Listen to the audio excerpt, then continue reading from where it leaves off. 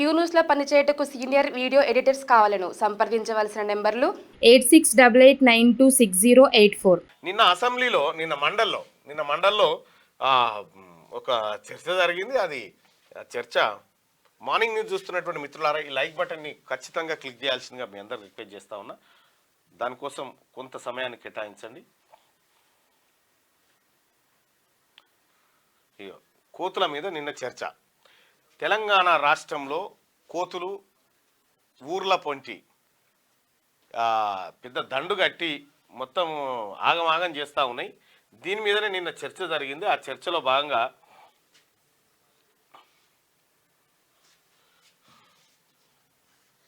ఇక ఆ చర్చలో ఆవేదన వ్యక్తం చేశారు అటు ఎవరు మన తక్కెలపల్లి రవీంద్రరావు గారు, బీఆర్ఎస్ ఎమ్మెల్సీ, అలాగే జీవన్ రెడ్డి గారు ఏమంటారంటే కోతుల చెవులకు మనం కోతుల చెవులు కత్తిరించి వాటికి కుటుంబ నియంత్రణ ఆపరేషన్లు చేద్దామని చెప్పి ఆయన కొన్ని సలహాలు సూచనలు ఇవ్వడం జరిగింది.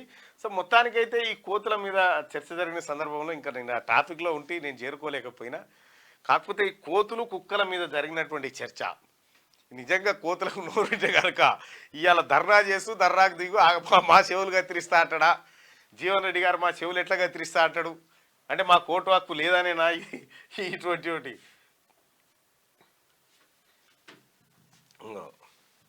అంతా తిరిగినప్పుడు విపరీతంగా గ్రామాలలో పట్టణాల్లో రైతుల నుంచి ప్రజల నుంచి వచ్చే విజ్ఞప్తి ఏంటి సార్ అధ్యక్ష అంటే కోతులు కుక్కల బెడద విపరీతంగా ఉంది అధ్యక్ష. మనుషులలో గుండాయిజం రౌడీజం కాస్త తగ్గింది, కానీ ఈ కుక్కల దౌర్జన్యం కోతుల దౌర్జన్యం అయితే విపరీతంగా పెరిగింది సార్. ప్రశాంతత లేదు గ్రామాలలో ప్రశాంతత ఉందని పోతే కుక్కలు కూడా గమ్మత్తుగా అధ్యక్ష 5కు తక్కువ ఉండాలి గ్రూపు, 5-10 కుక్కలు. కోతులని కంట్రోల్ చేయాలని కుక్కలను వేస్తే కుక్కలేమో విపరీతంగా గ్యాంగులుగా తయారై కోతులు కుక్కలు కలిసిపోయినాయి అధ్యక్ష. కోతులను ఏమంటారు కానీ మనుషులు విపరీతంగా వస్తాయి. మొన్న మా మైబాల్లో కూడా ఒక ఆర్పి కుక్క కాటు గురై మహిళ చనిపోయింది అధ్యక్ష. మరిపేడలో కూడా ఒక కౌన్సిలర్ కుక్క కాటు గురై చనిపోయింది. చాలా మంది పిల్లల్ని రాష్ట్ర వ్యాప్తంగా కుక్కలు విపరీతంగా ఇదే అంశం మీద జీవన్ రెడ్డి గారు మాట్లాడారు. చిన్నపిల్లలు ఇంట్లోకి బయటకు రావాలంటే ప్రమాదం అయిపోయింది సార్. చిన్నపిల్లలు ప్రతి దినము 100ల సంఖ్యలో రిపోర్ట్ అవుతున్నాయి. ఐడెంటిఫై చేయండి సార్ అని చెప్పి అంటున్నా. పిచ్చి కుక్కలను చంపడానికి ఏ విధంగా నిషేధం లేదు. మనకున్న చట్టం అనేది ఏదైతే ఉందో ఏ విధమైనటువంటి మానవాళికి హాని చేయనట్టుగా జంతువులను మనం చంపకూడదు, మట్టు పెట్టకూడదు. అంతేకాని ఏదైతే ఉన్నదో సమాజానికి కీడు చేస్తూ మానవాళ్ళని కీడు చేస్తూ చిన్నపిల్లలను భయభ్రాంతాల గురితో చర్చించేంత పెద్ద అంశం అని చెప్పని నేను భావించా. మీరు ఫారెస్ట్ మినిస్టర్ అధ్యక్ష, దయచేసి మీ ద్వారా గౌరవ మంత్రి గారిని ఈ అంశాన్ని మీరు అంటే ఇది క్యాబినెట్ లో చర్చించేంత పెద్ద అంశం అని చెప్పని నేను భావించా. మీరు ఫారెస్ట్ మినిస్టర్ గారు చర్య తీసుకుంటారా, మీరు తీసుకుంటారా అనేది ఒక నిర్ణయం తీసుకోండి. ఇంకోటి కోతులకు సంబంధించి అధ్యక్ష, వాళ్ళు మీరు ఏదైతే పంటల ప్రోత్సాహకానికి మీరు ఎన్నో రాయితీలు ఇస్తున్నారు, రుణమాఫీ చేస్తున్నారు, రైతు భరోసా ఇస్తున్నారు, మాకు ప్రకృతి వైపరీత్యాలకు ఏదైతుందో పంట బీమా పథకాన్ని అమలు చేస్తున్నారు, విత్తన రాయితీ ఇస్తున్నారు.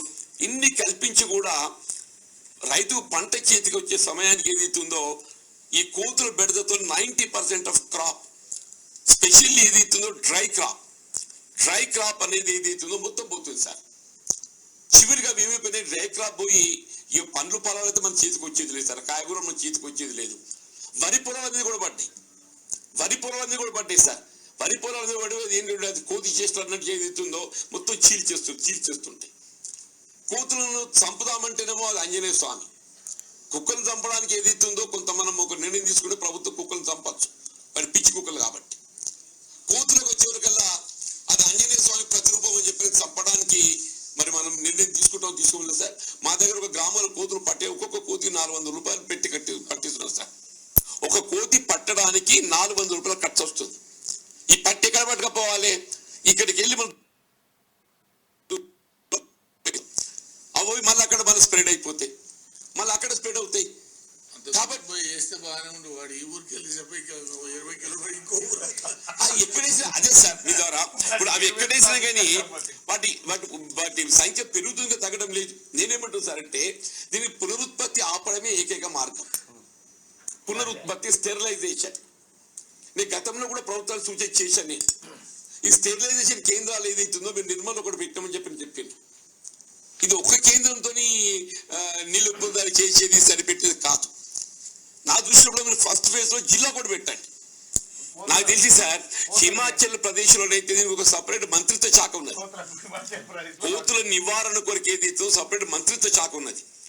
ఇప్పుడు మనకి ఈ శాఖ ఏదైతుందో గౌరవ వ్యవసాయ శాఖ మాత్రం పరిధిలో ఉందని చెప్పి నేను భావిస్తున్నాను. ఎందుకంటే పంటలు కాపాడాల్సిన బాధ్యత వారిది కాబట్టి ఇవాళ మీరు పంటలు కాపాడడం మీరు ఇచ్చే ఇన్సెంటివ్స్ మనకి ఎంత ప్రోత్సాహం ఇస్తున్నారో ఆ ఇన్సెంటివ్స్ కు తోడు ఈ కోతుల బెడదతో ఏదైతుందో మాకు నివారణ కల్పిస్తే మీరు ఇచ్చేటువంటి ఒక రాయితీలకు ఫలితాలు కనబడితే దయచేసి దీని స్టెరిలైజేషన్ పునరుత్పత్తి కేంద్రాలు ఏదైతే మొదటి విడతగా మీరు 33 జిల్లాలు 33 జిల్లాలు 33 కేంద్రాలు పెట్టండి. వీలైనంత వరకు ఏదైతుందో మీరు స్టెరిలైజ్ ఎట్లా ప్రభుత్వం చేస్తారో ఈ కత్తిరి ఎరక పెట్టుంది. మీరు దేనికి స్టెరిలైజ్ చేసామో తెలియాలి కదా సార్. ఆ తెలియాలని చెప్పంటే ఏమంటున్నా ఎరక పెట్టుండ ఒకటి మన గొర్రెల కదా ఎరకలు పెడతాము సార్, కోతులు కూడా ఎరకలు పెట్టచ్చు. కోతులకు ఆపరేషన్ చేసి చెవు గిత్తత కత్తిరిస్తే దీనికి ఆపరేషన్ అయిపోయింది అని. కోతులు ఏముంది 4 నెలల నుంచి 5 నెలలకే ఓ ఈత, అన్ని నార్మల్ డెలివరీ. మళ్ళా అన్ని కోతులు నార్మల్ డెలివరీ. ఇట్లా విపరీతంగా సంఖ్య పెరిగిపోయింది. ఆ కోతులు చేయంగా నిన్న దానిపైన చాలామంది ఆవేదన వ్యక్తం చేసిరు. ఏది కోతుల బాధ నుంచి బయటపడాలి మనం అనేటువంటి చర్చ జరిగింది. ఇక దాని తర్వాత నిన్న మండలిలో నేను కూడా మాట్లాడడం జరిగింది కొన్ని అంశాలపైన. ప్రజలు ఎవరైతే నాకు నిన్న చాలామంది ప్రజలు రిప్రజెంటేషన్స్ ఇచ్చినారు. గెస్ట్ లెక్చరర్లు గెస్ట్ ఫ్యాకల్టీకి సంబంధించి అర్ధాంతరంగా తొలగించినారు. మా పరిస్థితి ఏందని చెప్తే నిన్న సభ ముందు ఆ అంశాన్ని పెట్టడం జరిగింది. అలాగే పీఈటీలను కూడా భర్తీ చేయాలి. ఒలింపిక్స్లో మన పర్ఫార్మెన్స్ ఎట్లా ఉంది, సో ఎందుకు మన దేశం క్రీడా రంగంలో వెనుకబడ్డది అనేటువంటి అంశాలు కూడా నిన్న సభ ముందు పెట్టడం జరిగింది, మంత్రి గారి ముందు పెట్టడం జరిగింది. అయితే విషయం ఏందనంటే మండలిలో జరుగుతున్నటువంటి సభ, మండలిలో సజావుగా ఏ బాధ లేకుండా మండలి చైర్మన్ గారు కూడా ఆయన పెద్దల సభకు అసలైన గౌరవాన్ని తీసుకొచ్చేటువంటి సీసీ కెమెరాలు పెట్టిద్దామంటే చాలా గొప్ప చర్చ. కోతులు ధన్యవాదాలు అధ్యక్ష, స్పెషల్ మెన్షన్లో నాకు అవకాశం కల్పించినందుకు. ఇప్పటిదాకా ఒక చాలా గొప్ప చర్చ, కోతులు కుక్కల పైన జరిగినటువంటి చర్చ ఏదైతే ఉందో ఆ చర్చలో వాస్తవానికి కూడా నేను ఒక చోట ప్రభుత్వ స్కూల్లో సీసీ కెమెరాలు పెట్టిద్దామంటే కోతుల భయానికి ఆగిపోయినాం అధ్యక్ష. ఉంటే జీవన్ రెడ్డి సాబ్ ద్వారా అది చెప్పించే ప్రయత్నం చేసేవాడిని. అయితే ఇక సార్, మైనారిటీ రెసిడెన్షియల్ పాఠశాలలు మరియు కళాశాలలో పనిచేస్తున్నటువంటి అవుట్సోర్సింగ్ ఉద్యోగులను అర్ధాంతరంగా తీసేయడం జరిగింది అధ్యక్ష. వాళ్ళు ఇప్పుడు దాదాపు 3000 కుటుంబాలు ఇవాళ రోడ్డున పడ్డటువంటి పరిస్థితి ఉంది అధ్యక్ష. వాళ్లకు రోస్టార్ పాయింట్సా లేకపోతే సూపర్ న్యూమరికల్ పోస్టులు క్రియేట్ చేస్తారా, ఎట్లా చేస్తారనేది, కానీ వాళ్ళని 8 సంవత్సరాల నుంచి వాడుకొని వదిలేయడం వల్ల దాన్ని తమరి ద్వారా మంత్రి గారి దృష్టికి తీసుకుపోయి దాని సమస్య పరిష్కారం అధ్యక్ష. ఇంకొక రెండోది పీఈటీ పోస్టుల విషయంలో కూడా మనం పీడీగా తెలంగాణ ప్రభుత్వం గౌరవ ముఖ్యమంత్రి గారు చొరవ తీసుకొని విద్యాశాఖలో ప్రమోషన్ల తీసుకున్నటువంటి చొరవకు ధన్యవాదాలు తెలియజేసుకుంటూ, అలాగే పీఈటీల పోస్టుల విషయంలో కూడా 1,00,000 మంది బీపీడీ కానీ ఎంపీడీ కానీ యూజీపీడీ కానీ పూర్తి చేసి ఇవాళ ఉన్నారు అధ్యక్ష. వాళ్లకు ఉద్యోగాల పైన మొన్న కేవలం 164 ఉద్యోగాలు మాత్రమే మనం వేయగలిగినాం. కాకపోతే చాలా పీఈటీ ఉద్యోగాలు ఖాళీగా ఉన్నాయి. మొన్ననే అప్గ్రేడేషన్ కూడా చేసుకున్నాం పీడీకి. సో దయచేసి ప్రభుత్వం క్రీడా రంగాన్ని ప్రోత్సహించే విధంగా ఉండాలి అధ్యక్ష. ఎందుకంటే ఇక్కడ క్రీడా రంగం విషయానికి చెప్తే ఇప్పుడు ఒలింపిక్స్ కూడా అవుతా ఉన్నాయి అధ్యక్ష. ఒలింపిక్ గేమ్స్ లో మీకు తెలిసినటువంటి అంశం అధ్యక్ష, 125 మంది దాకా మనకు ఒక్కొక్క మనం కళ్ళు రెప్పలారిపోయేటట్టు చూస్తా ఉన్నాం. కేవలం మొత్తం తగ్గిపోయింది అధ్యక్ష. ఇక్కడ మన దేశం, మన రాష్ట్రం అనే కాదు అధ్యక్ష, దేశంలో పరిస్థితి కూడా అదే విధంగా ఉంది. ఒకసారి మనం చూస్తే అధ్యక్ష, మొత్తం భారతదేశానికి ఇప్పటివరకు వచ్చినటువంటి మెడల్స్ ఒలింపిక్స్ పుట్టినప్పటి నుంచి ఇప్పటివరకు 35 వచ్చినాయి అధ్యక్ష. అమెరికాలో మైకేల్ ఫెల్ప్స్ అనేటువంటి ఒక స్విమ్మింగ్ క్రీడాకారుడు 28 పథకాలు కొట్టుకుపోయింది అధ్యక్ష. అంటే క్రీడా రంగంలో మనం ఎంత వెనుకబడి ఉన్నాం అనేది ఈ లెక్కలు మనకు చెప్తా ఉన్నాయి అధ్యక్ష. ఇదే దేశం నుంచి కేడి జాదవ్ అనేటువంటి ఒక రేజ్లర్ ఆయన పథకం సాధించుడు, ఆఖరికి పెన్షన్ కోసం కొట్లాడి చచ్చిపోయింది అధ్యక్ష మన దేశంలో. అంటే క్రీడా రంగానికి సంబంధించి ఎంత తీవ్రమైనటువంటి ఇబ్బంది ఉందో తమరు ముందు పెట్టదలుచుకున్న అధ్యక్ష. ఇంకొక విషయం ఏంటంటే 1950 నుంచి ఇప్పటి వరకు మన ఫుట్బాల్ టీం ఒలింపిక్ అర్హత సాధించలేదు అధ్యక్ష. అంటే క్రీడా రంగం పూర్తిగా వెనుకబడడానికి కారణం ఈ క్రీడా వ్యవస్థ సరిగా లేకపోవడం, దానికి తగిన నిధులు లేకపోవడం.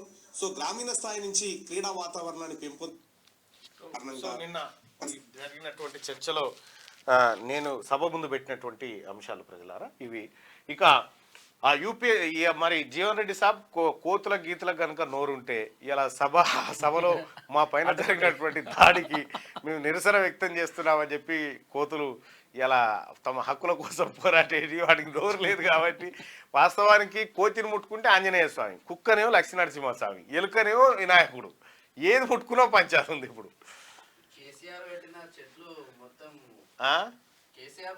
పండ్ల చెట్లు పెడితే కోతులు వాపసు పోవాలంటే వాపసు పోయే పరిస్థితి లేదు. ఆఖరికి సభలో కూడా చర్చకు వచ్చినాయి.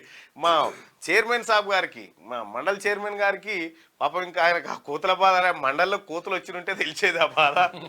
క్యూ న్యూస్ లో పనిచేయటకు సీనియర్ వీడియో ఎడిటర్స్ కావాలను సంప్రదించవలసిన నెంబర్లు 8688926084.